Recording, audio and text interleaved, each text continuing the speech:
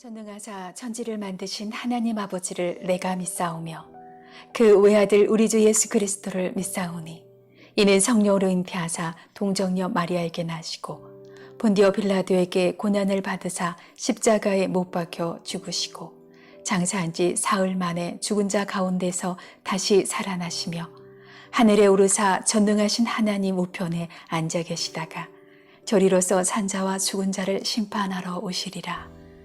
성령을 믿사오며 거룩한 공예와 성도가 서로 교통하는 것과 죄를 사하여 주시는 것과 몸이 다시 사는 것과 영원히 사는 것을 믿사옵나이다. 아멘.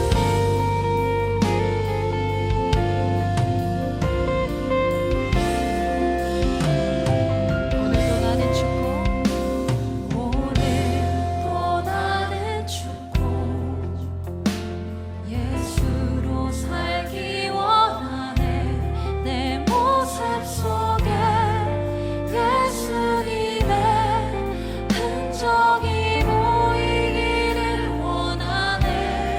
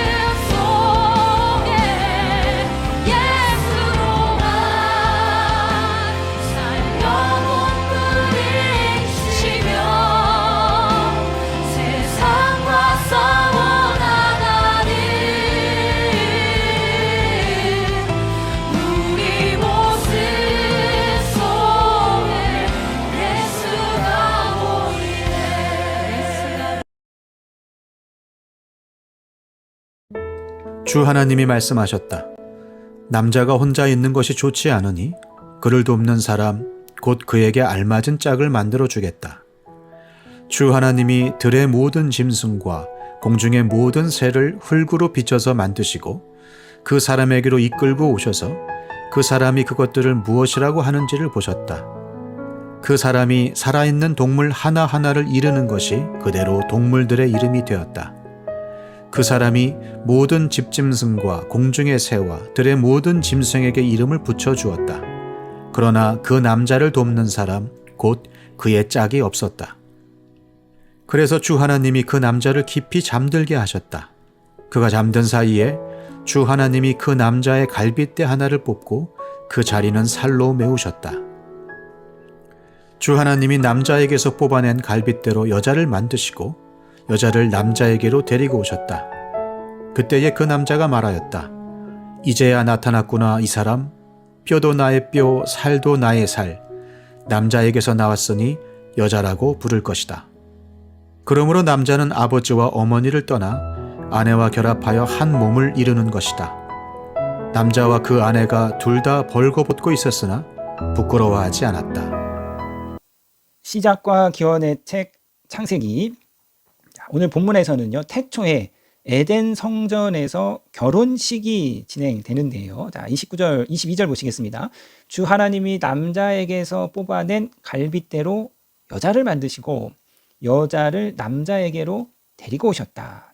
하나님이 마치 신부의 아버지와 같이 신부와 함께 입장해서 신랑에게 신부를 넘겨주시는데요. 자, 이 태초의 결혼은 남성과 여성의 결혼이었고 일부 일처제였습니다.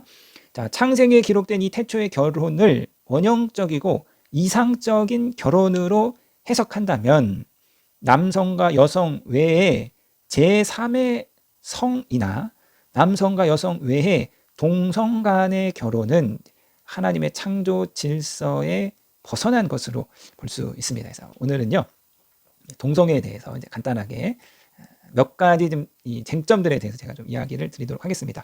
자, 첫 번째로 이 동성애가 선천적인 것이냐 후천적인 것이냐. 일부에서는 여러 가지 이제 실험을 근거로 동성애는 선천적인 것이야. 그렇게 타고나는 거야. 그러니까 정죄하면 안 돼. 이런 주장이 있었습니다. 이런 표현이 좀 적절한지는 모르겠지만 그냥 장애로 태어나듯이 그런 성지향성을 갖고 태어나는 거야. 그러니까 그거를 정죄해서는 안 돼. 이제 이런 주장이 있죠. 제가 이제 몇 가지 좀 찾아보고 이 챗 GTP AI에게 이렇게 이제 질문을 해봤습니다. 최근 30년간 미국 질병통제예방센터에서는 성적 지향의 기원에 대해서, 즉 동성애가 선천적인지 후천적인지 후천적인지 어떠한 입장을 취해왔는지 조사해줘.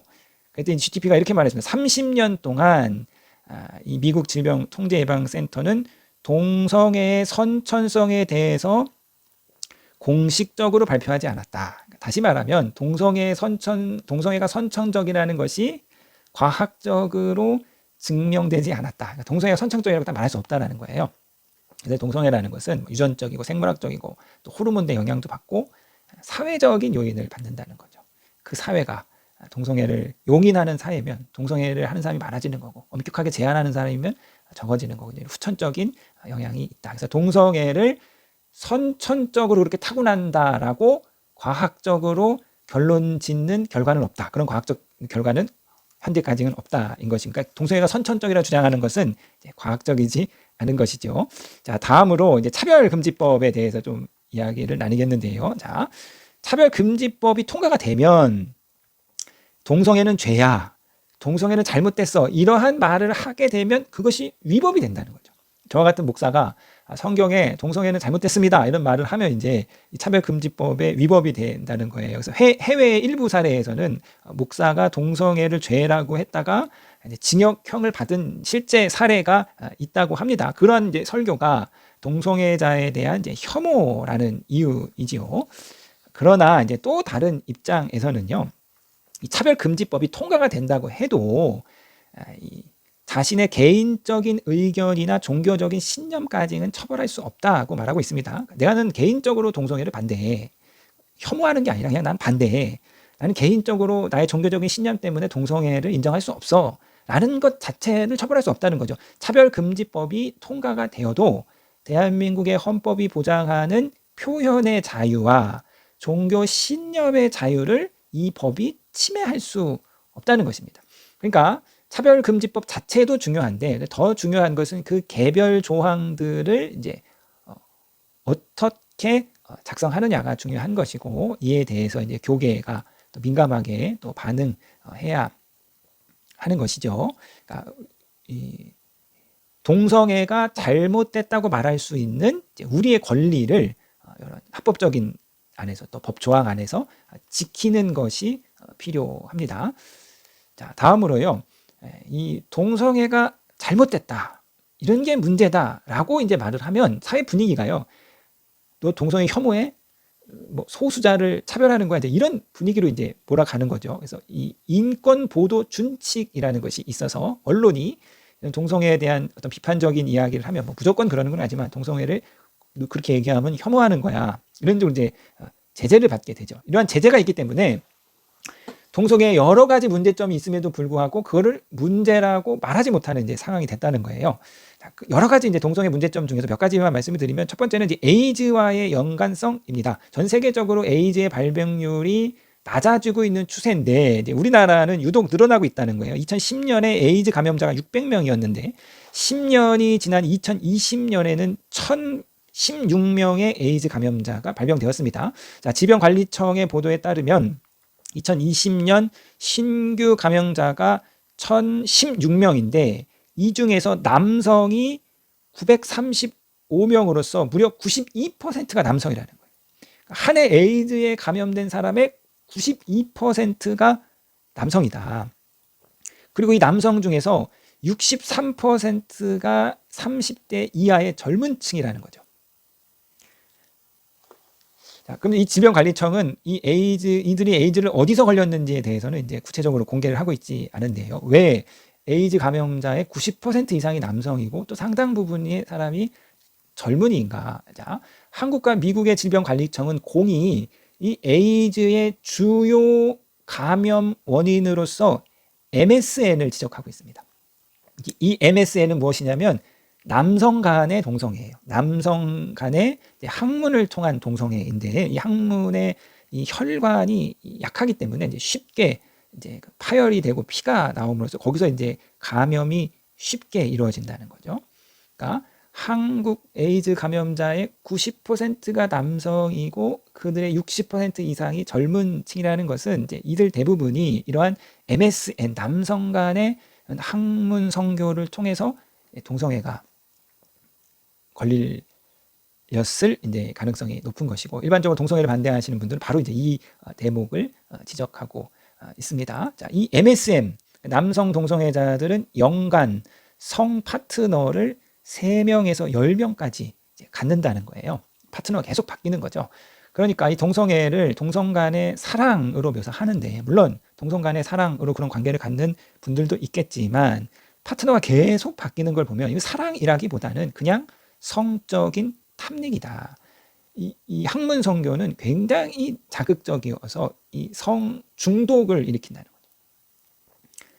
자기의 의사와 상관없이 이런 관계를 경험하게 되면 그거에 이제 계속 중독이 되어 가는 것이고, 이 젊은 친구들이 의도와 상관없이 하여튼 호기심에 이렇게 관계를 맺고 그것에 중독이 되는데 그 위험성은 모르는 거예요. 이러한 성관계가 이 에이즈의 치명적인 위험이 노출된다는 걸 모르니까 이 젊은이들이 그냥 이제 이렇게 그런 안 좋은 상황까지 갈 수 있게 되는 것이고, 이 동성애자의 우울증 발병률이 이성애자보다 유의적으로 높게 나오고 있고요. 미국 질병관리청에 의하면 2017년에서 2019년의 조사에서는 이 동성애자들이 이성애자보다 천식, 암, 폐쇄성 폐질환, 심장병, 고혈압, 당뇨병, 뇌졸중, 비만, 흡연 등에서 더 높은 유병률을 보이고 있다고 하는데요.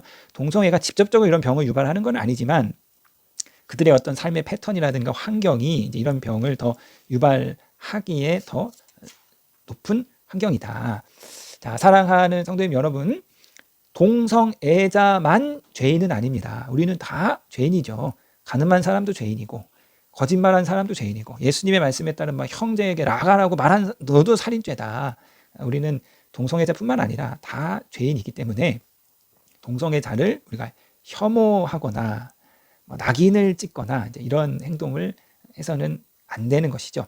자, 그러나 그것과 별개로 우리는 성서의 진리를 우리가 이 세상 가운데 이야기할 수 있는 권리를 우리가 갖고 또 성서의 진리를 또 세상 가운데로 확장해 나아가는 것이 또 우리의 사명이기 때문에 교회가 또 겸손한 목소리로 때로는 또 적극적인 목소리로 동성애에 대한 반대 의견을 내고 또 법 안에서 또 법을 통해서 또 질서 안에서 이러한 목소리를 적극적으로 낼 필요가 있는 것 같습니다. 자, 오늘 본문을 통해서 하나님이 인류에게 주신 그 성과 또 결혼에 대해서 다시 한번 생각해 보시는 저와 여러분 되시기를 주님의 이름으로 부탁드리겠습니다.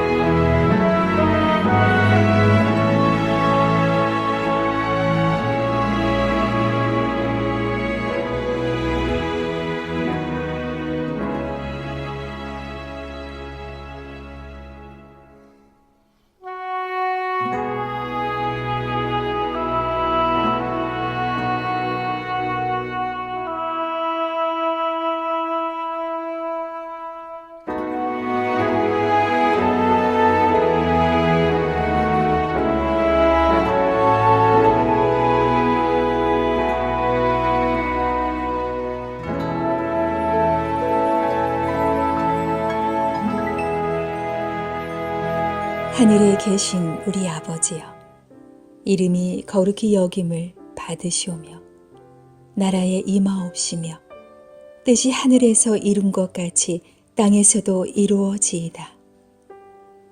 오늘날 우리에게 일용할 양식을 주옵시고 우리가 우리에게 죄 지은 자를 사하여 준 것 같이 우리 죄를 사하여 주옵시고 우리를 시험에 들게 하지 마옵시고 다만 악에서 구하옵소서.